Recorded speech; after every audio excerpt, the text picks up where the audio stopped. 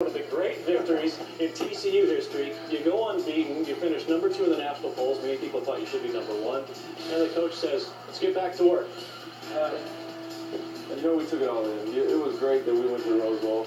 And it was, like I said, hip hop, hooray. I've said it before, but now it's time to get looking at next season. We're going into this next season with a lot of young guys, so we got to keep that Rose Bowl in the past. That's a stat now. That doesn't define us. What defines us now is the new season coming up. How much does last year's experience, even though it was a great senior class, how much does winning the Rose Bowl, doing what you did, putting TCU more firmly on the college football map, how much has that prepared you, though, for this season and the young group that you have? It helped us a lot. As a young team, we see what we had to do to get to that spot, work hard, the preparation we need to do, so that helped us out a lot.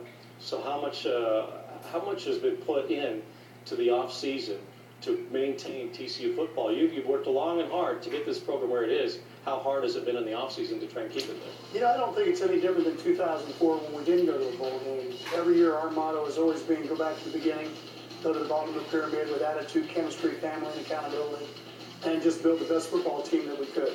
I think that's what coaches and players can do is you can live up to your level of expectation of what you can have, your abilities that you can play, and really that's all you can do, and that's really what we do, and it keeps away the pressure, whether it's being that you didn't win or you just won a Rose Bowl. It puts it back into perspective, because most people told us a year ago before the Rose Bowl, well, you'll never, Fiesta Bowl is as far as you're going to get, and then here you're back in the Rose Bowl doing the things we were able to do. So you got to be careful about selling yourself short or overlooking something that you don't need to.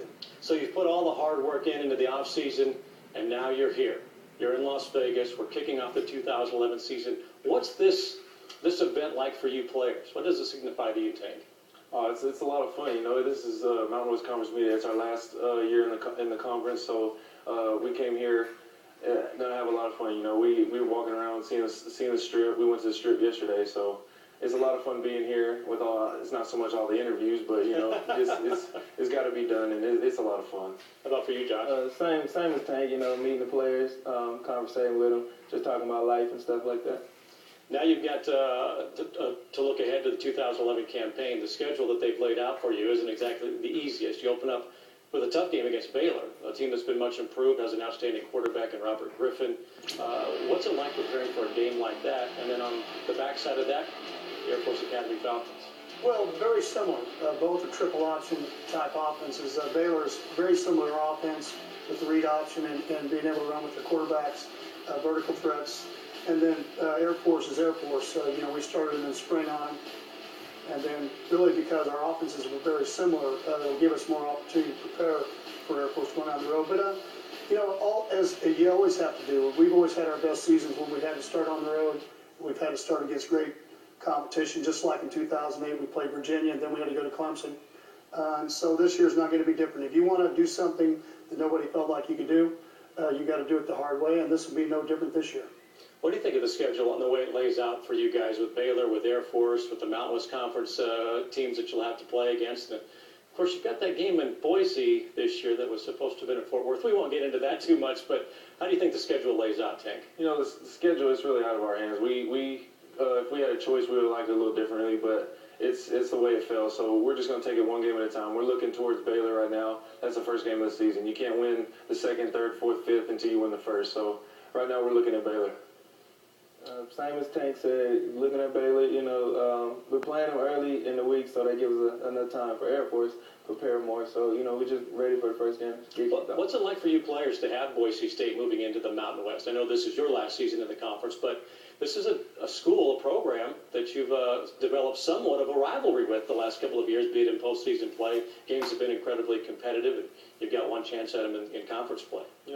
It's going to be a lot of fun because in the past years that we played, I played in the Tostitos Bowl and a tough loss, but every year we played them, when we played them in the Poinsettia Bowl, it was a fight to the end. Whether it's field goal, touchdown, it's always a dogfight right to the end. So it's going to be a lot of fun to see what happens when we go to Boise. What you? It's big. I think to measure stuff, we've always in our schedule always had teams. Next year we play Oklahoma at home. This year we're going to Baylor because of Big 12 team measuring stick game. We have LSU on the schedule. Playing Boise, just like playing anybody else in the conference. They only count one. But the bottom line to it is we have had history in big bowl games against them. But I think the thing that you got to remember is that game's not counting anything if we don't take care of our business going through the first part of our schedule. And for us, it kind of goes into four parts. You have the first two games with Baylor and Air Force, and you have a 3-game homestand, and then you have SMU, and then you have to go to San Diego State. We get an off week, and then you go into the heart of our schedule with everybody else, and then finish everything up in November. But it's kind of, every year's been different. We write a paragraph, we write a letter out basically stating how we need to be able to navigate the season, how it needs to turn out, and I'll read it to them, what I think when we start 2 days, like I always do, and see if we can achieve it. This will be a very different team for TCU with that great senior class that you said goodbye to after the Rose Bowl.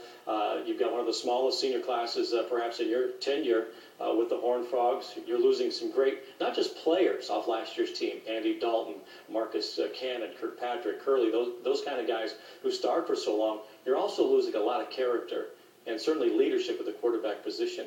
How do you as a coach and how do you as players develop that character and leadership that so defined that last class? So we'll start with you, Josh.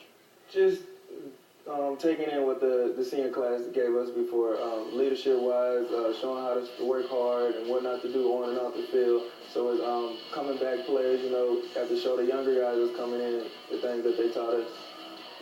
As being a leader since past year, and this is my 3rd year to start, you step into that role a little more when you become a senior, and it becomes real as to really your last season. So, and I think the biggest part is growing up the young guys. That's really going to be I won't say, really we just, like I said, we need to grow up the young guys. That's the biggest part of the season. That's going to make or break us, because if we can't get the young guys grown up and get some depth, then you really don't have a football team. It's all about the 2s and 3s, and depth is how great your football team is. I know you as a coach want to hear players say, I want to be a leader. I want to develop those younger players. But how have you as a coach prepared for a football team without an Andy Dalton and so many of the other guys I mentioned? Over the last 3 years, 2008, they said, how would you replace a Jason Phillips?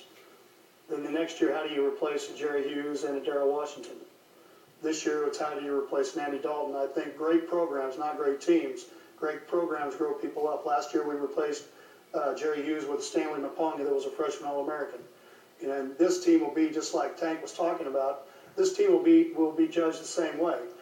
Every year, I always tell them, it's not really what happens in August, it's what happens in November. And for us, we've always changed our team a lot because of the way we do 2-a-days. And as hard as we push them, we're going to go 4 to 6, the hardest part of the day. And will people mentally grow up and get tough? Because for us to win, you got to defend your house. And we have some good teams coming to Fort Worth. But if you want to win a championship, you've got to be able to take games to people, go into their stadiums, you got to be able to beat them. And to do that, it's not just about athletic ability, it's about mental toughness. It's about wanting it more than they do. And that's going to be this group's challenge. This group's challenge, because we're not about being just a very average football program anymore. It's about playing on a national scale. We want to play in a national championship. And how do you get to that point? In 2004, people laughed at us when we said, hey, we want to play in a BCS game. We just came off a losing season, the only season we didn't play in a bowl game.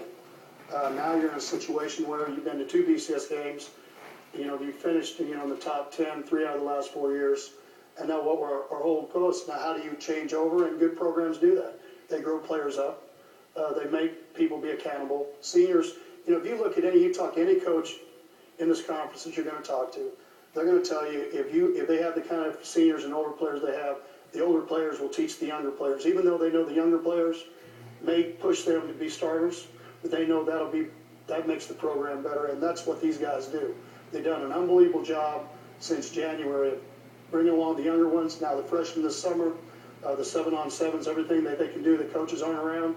They've done a great job of putting them in position to be better. And we'll see now, starting in August, if we got the job done. Final 30 seconds with you. I got to ask you about Casey Paul Hall. He's the guy who's replacing Andy Dalton. He's been around the program a long time. He's gone through three spring practices with you. How well is he prepared to take over those reins after one of the great players in program history has gone? Well, I'll be short. I think Josh should cover it, but how spring went. I never judged quarterbacks except on Saturday, but I thought he ran the offense really well. And I'll turn to Josh. You probably have a better feel for Casey and Andy and where things were as far as on the field stuff. As far as raw talent, I think Casey, he'll probably be better than Andy by the time he's finished.